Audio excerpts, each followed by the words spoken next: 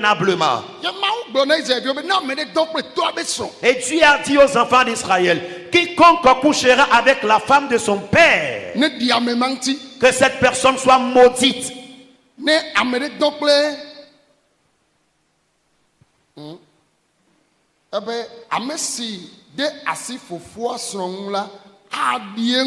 Il dit, maudit soit celui qui couche avec la femme de son père. Et maudit soit celui qui couche avec une bête quelconque.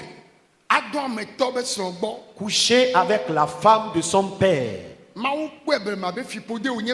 Et Dieu, dans le temps passé, a constaté que ce n'est pas bien et c'est un acte maléfique. Ou quelqu'un qui couche avec une bête quelconque. Dieu a constaté que ce n'est pas bon et c'est un acte maléfique. Et la suite dit,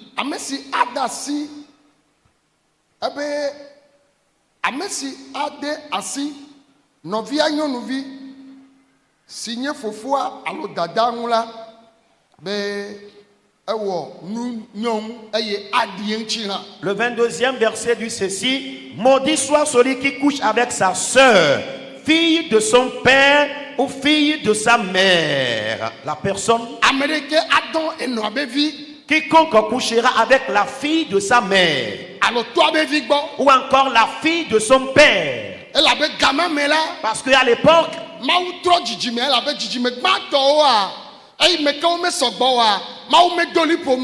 et Dieu a changé les descendances, parce qu'à l'époque, lorsque les premières générations n'étaient pas nombreuses, Dieu n'avait pas limité, Dieu n'avait pas fixé ses lois.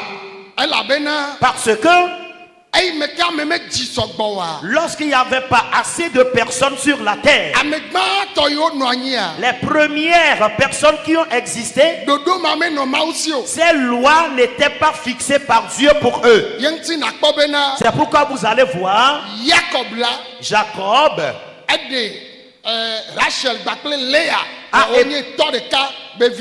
Jacob a épousé les filles d'un même père, c'est-à-dire Rachel et Léa.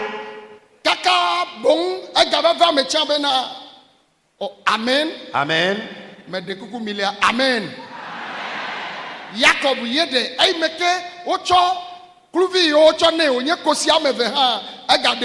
Et les deux servantes qui lui ont été accordées, Jacob les a aussi épousées. Mais Dieu ne l'avait pas accusé. Parce que la descendance à l'époque n'était pas encore nombreuse. Mais au moment où le taux de démographie se levait, Dieu a fixé cette loi que l'homme ne pourra plus coucher avec sa sœur ou coucher avec l'enfant à sa sœur, coucher avec la fille de son père. Il dit cet acte-là est un acte maléfique. Bien-aimé en Christ,